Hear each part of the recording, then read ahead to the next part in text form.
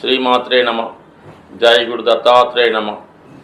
ఈ వీడియోలో మనం మార్చి 9వ తారీఖు నుంచి 15వ తారీఖు మధ్యలో వృషభ రాశి వారికి జరగబోయే వార ఫలాలు పరిశీలించినప్పుడు ఈ వార ప్రారంభంలోనే 3 గ్రహాలు లాభస్థానంగా ఉండడం వల్ల మరి ఈ వారమంతా జాతకుడికి వివిధ మార్గాల ద్వారా ఆదాయ వనరులు చేసే పనులలో సక్సెస్ రావడం జరుగుతుంటుంది. ముందుగా రాష్ట్రాధిపతి శుక్రుడు షష్టాధిపతిగా ఏకాదశ స్థాన సంచారం వల్ల జాతకుడికి అటు రుణ ప్రయత్నాలు ఫలిస్తాయి, వివాహ ప్రయత్నాలు ఫలిస్తాయి. ముఖ్యంగా మీ కుటుంబంలో ఉన్నటువంటి స్త్రీలు మీకు బాగా సహకరించే అవకాశం ఉంది. లేదా ఒక అధికార హోదా కలిగినటువంటి స్త్రీల సహకారంతో మీకేమైనా చిన్న చిన్న ప్రభుత్వ కార్యక్రమాల్లో పనులున్నా, ధన సహకారం కావలసి ఉన్నా, ఏదైనా బ్యాంకులో రుణం కావాలన్నా మీ కుటుంబ సభ్యుల యొక్క సహకారంతో అది పొందే అవకాశం ఉన్నది. అయితే ఈ సమయంలో శుక్రగ్రహం వక్రించి ఉచ్చ స్థితిలో ఉండడం వల్ల మీ యొక్క ప్రయత్నం ఎప్పుడు కూడా పెద్ద పెద్ద విషయాల మీద, పెద్ద పెద్ద ధన సమస్యల మీద ఉండాలి తప్ప చిన్న చిన్నవి అయితే మీకు ఇబ్బందికరంగా పయనించు.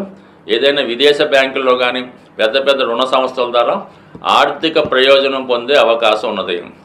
చాలామందికి ఈ సమయంలో మరి ముఖ్యంగా అబ్బాయిలకి అధిక మొత్తంలో డౌరీ తెచ్చే అమ్మాయి భారీగా రావడం కానీ, లేదా మంచి ఉద్యోగస్తులైనటువంటి అమ్మాయి మీకు భార్య రావడం వల్ల లైఫ్ సెటిల్ అయ్యే అవకాశం ఉంది.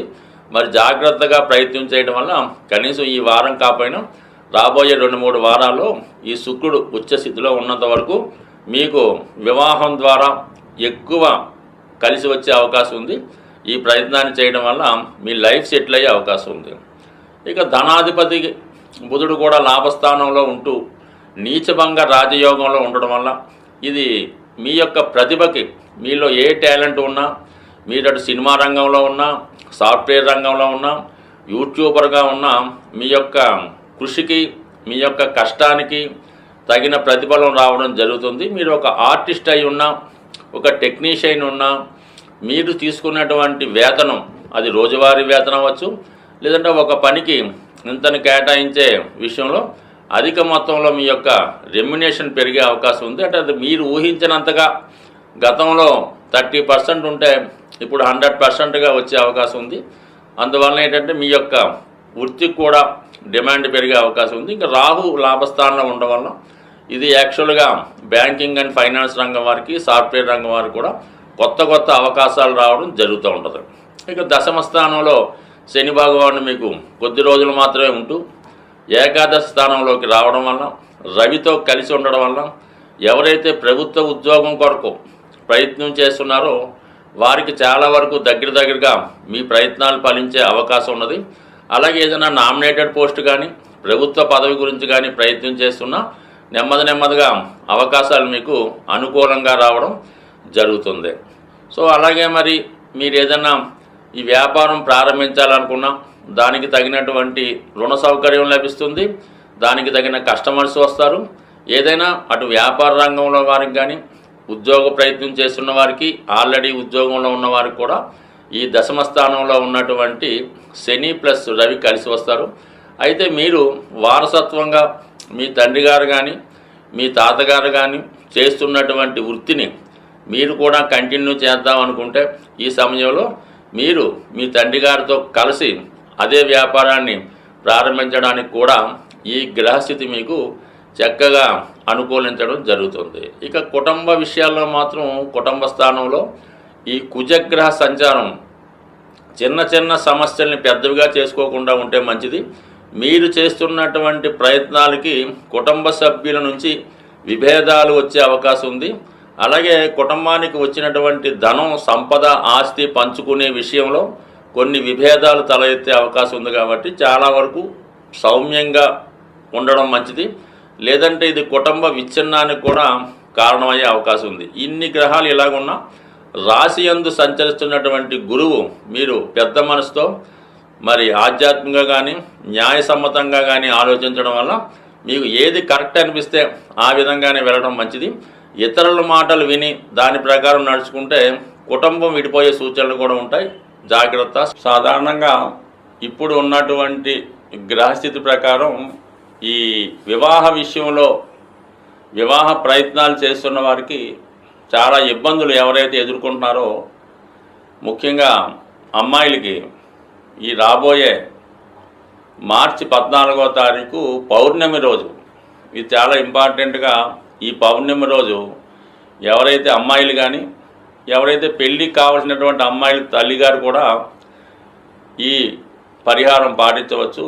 ఆ రోజు అమ్మవారి ఆలయంలో లేదంటే మీ గృహంలో అయినా పర్వాలేదు, చక్కగా పాయసం అంటే కొత్త బియ్యంతో ఆవు పాలతో పాయసం తయారు చేసి అమ్మవారికి నివేదన చేయడం వల్ల ఆ ప్రసాదాన్ని కనీసం ఒక 2-3 ముత్తైదువుల కన్నా ప్రసాదంగా పెట్టడం వల్ల, మరియు ఆ పౌర్ణమి రోజు సాయంకాలం పూట చక్కగా లలితా సహస్రనామాన్ని పారాయణ చేయడం వల్ల అమ్మాయిలకి వివాహం తొందరగా జరిగే అవకాశం ఉంటుంది.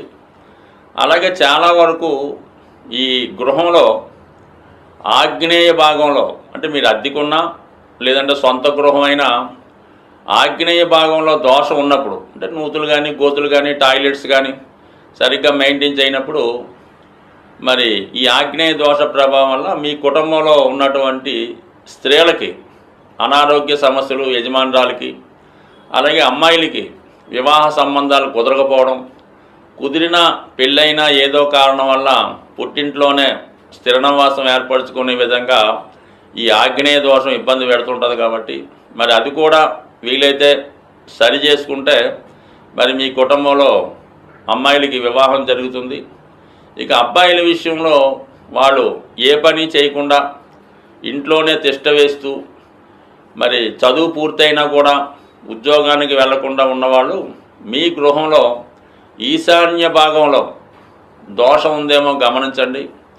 ఆ ఈశాన్య భాగంలో దోషం ఉన్నప్పుడు కామన్గా మీ మగపిల్లలు ఎందుకు పనికి రాకుండా, అంటే మంచి చదువు ఉంటుంది, మంచి బుద్ధిమంతులై ఉంటారు, కానీ ఉద్యోగ ప్రయత్నాలు చేయరు, వచ్చినా కూడా అవి సరిగ్గా నిర్వహించలేకపోతుంటారు. కాబట్టి ఈ ఈశాన్య దోషాన్ని సరి చేసుకోవడం వల్ల మీకు సంతానం మగపిల్లలు అభివృద్ధిలోకి వస్తారు. ఆగ్నేయ దోషాన్ని సరి చేసుకోవడం వల్ల అమ్మాయిల యొక్క సమస్య పరిష్కారం అయ్యే అవకాశం ఉంది. సాధ్యమైనంత వరకు ఇవి చూసుకుంటూ చిన్నపాటి రెమెడీలు చేసుకోవడం వల్ల కంపల్సరీగా మీకు ఈ వివాహంలో ఉన్నటువంటి సమస్యలు చాలా వరకు తొలగే అవకాశం ఉంది. అలాగే కామన్గా ఈ పౌర్ణమి రోజు సత్యనారాయణ స్వామి వ్రతం చేసుకున్న, లలిత అమ్మవారికి లలితా సహస్రనామం చదివి కుంకుమార్చన చేసుకున్న చాలా వరకు ఈ సమస్యలు మీకు సాల్వ్ అయ్యే అవకాశం ఉంటుంది. అంటే మిగతా రోజులు చేసిన పరిహారం కన్నా ఈ పౌర్ణమి రోజు చేసే పరిహారానికి ఎక్కువ ప్రతిఫలం ఉంటుంది. అలాగే దాని యొక్క ఫలితం కూడా తొందరగా రావడం జరుగుతుంది. స్వస్తి.